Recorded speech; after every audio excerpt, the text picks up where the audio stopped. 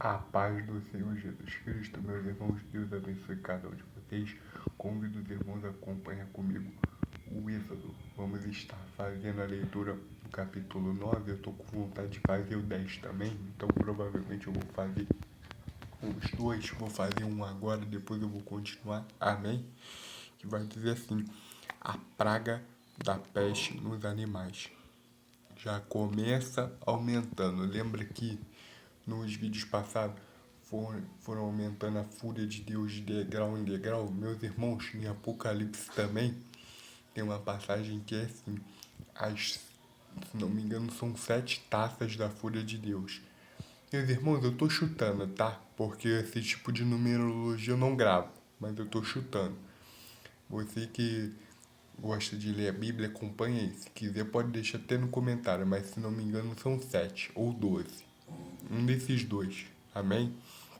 Depois o Senhor disse a Moisés: entra Faraó e diz-lhe: assim diz o Senhor, o Deus dos Hebreus, deixa aí meu povo para que me sirva. Depois o Senhor disse a Faraó não, a Moisés: vá a Faraó e diga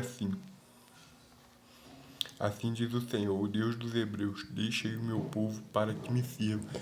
Meus irmãos, eu falei a Faraó, mas ele está falando para Moisés, tá? Mas a mensagem era para Faraó. É só me autocorrigindo aqui.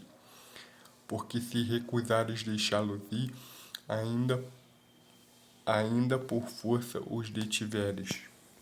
Eis que a mão do Senhor será sobre o teu gado, que está no campo, sobre os seus cavalos, sobre os jumentos, sobre os camelos, sobre os bois, sobre as ovelhas com pestilência gravíssima.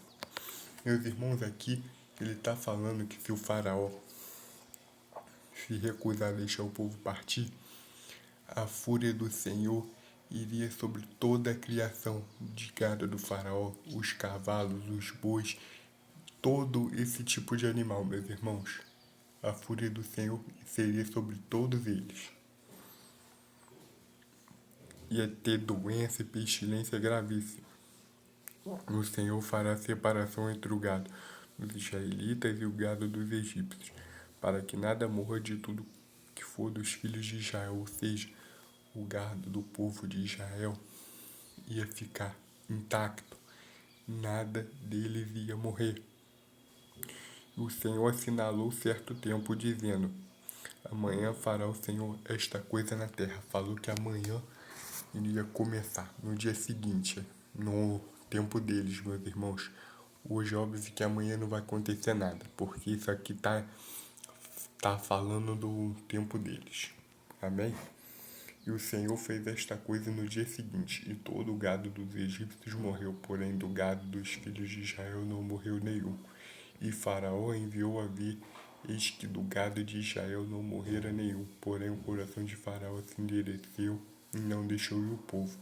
Meus irmãos, aqui vai falar que aconteceu tudo conforme o Senhor disse. O gado dos egípcios foi destruído, foi totalmente obliterado. Aconteceu um speed blitz ali, morreu todos. Meus irmãos, morreram todos. O gado dos egípcios. Meus irmãos, isso aqui já é um recado para Faraó.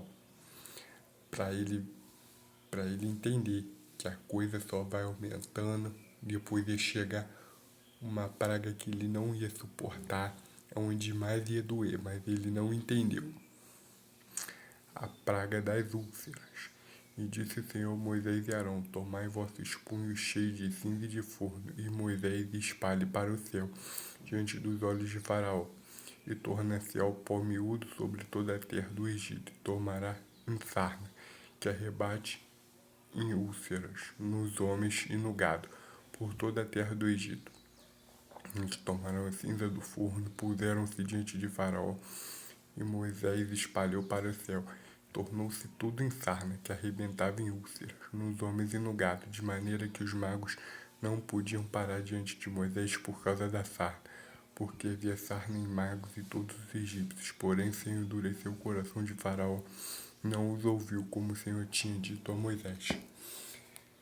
Meus irmãos, aqui Senhor mandou com que Moisés pegasse cinza do forno entrasse diante onde o faraó estava no trono, simplesmente espalhasse por ali, diante dele. Levantasse a mão para o céu, tá, como se diz, a medida do céu, né? Espalhasse por tudo, como se ele estivesse estendendo a mão literalmente para o céu. Espalhasse por onde Faraó estava, e o pó ia se tornar em úlcera. A cinza do forno ia se tornar em úlcera. E de fato se tornou pego em todos, até mente nos feiticeiros. Meus irmãos, aqui nós vemos que o poder de Deus tem uma diferença, meus irmãos, porque é um poder autoexistente, um poder que subsiste, um poder que não tem controle, meus irmãos. Um poder que quem controla é o Senhor. Ou seja, já é uma coisa muito diferente. Moisés não fez uma conjuração, Moisés não falou em línguas, Moisés não fez absolutamente nada. Só obedeceu e o vento soprou. Meus irmãos, o vento de Deus sopra onde quer. É um poder que nem Moisés tem controle. Muito diferente do poder dos magos, que eles são limitados. O poder do Eterno não. O poder do Eterno está sob o controle do Eterno. E aqui, né, Deus vai mandar vai fazer ameaças. Então disse o Senhor a Moisés: levanta-te pela manhã cedo e põe-te diante de Faraó e diz-lhe: assim diz o Senhor, Deus dos Hebreus, deixa ir o meu povo para que me sirva. Porque esta vez enviarei todas as minhas pragas sobre o teu coração, sobre todos os teus servos, sobre todo o teu povo, para que saibas que não há outro como eu em toda a terra. Porque agora tenho estendido minha mão para te ferir a teu povo com pestilência, para que sejas destruído da terra. Mas deveras para isto te mantive, para mostrar o meu poder em ti, para que o meu nome seja anunciado em toda a terra. Tu ainda te levantarás contra o meu povo, para os não deixar ir. Eis que amanhã por este tempo farei chover raiva muito grave, qual nunca houve no Egito, desde o dia em que foi fundado até agora. Eis agora, pois, envia e recolhe o teu gado, e tudo quanto tens no campo, todo homem e animal que for achado no campo e não for recolhido a casa, raiva cairá sobre eles e morrerão. Quem dos servos de Faraó temia a palavra do Senhor fez fugir o seu servo e seu gado para as casas. Mas aquele que não tinha aplicado a palavra do Senhor no seu coração, deixou o seu servo e o seu gado no campo. Meus irmãos, que Deus está mandando ameaças, falando que ele ia fazer todas as pragas caírem sobre ele, ia fazer raiva cair do céu. Meus irmãos,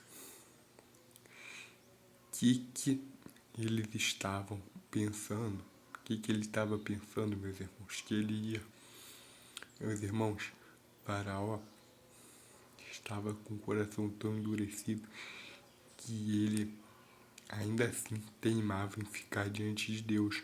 E Deus falou: fui eu que permiti que você ficasse de pé diante de mim, mas agora é isso que tu vais cair. Meus irmãos, Faraó aqui, ele vai cair por terra.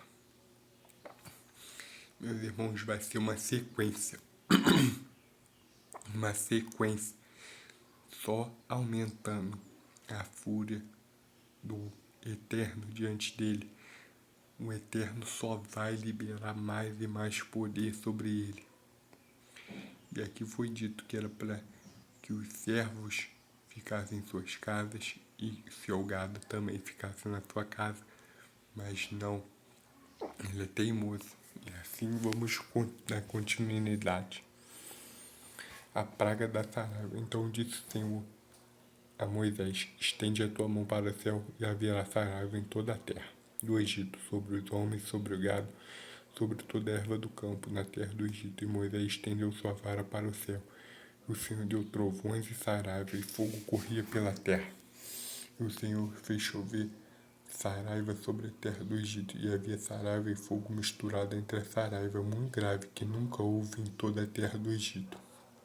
Jacó, que veio a ser uma nação, e a saraiva feriu em toda a terra do Egito tudo quanto havia do campo, desde os homens até os animais, Tanto a Saraiva feriu toda a erva do campo e quebrou todas as árvores do campo.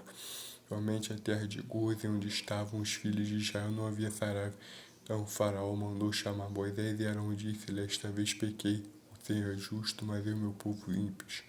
Orai ao Senhor, pois que me basta, para que não haja mais trovões de Deus nem Saraiva. Eu os deixarei ir, não ficarei mais aqui. Então disse-lhe Moisés: E saindo da cidade, estenderei minhas mãos ao Senhor.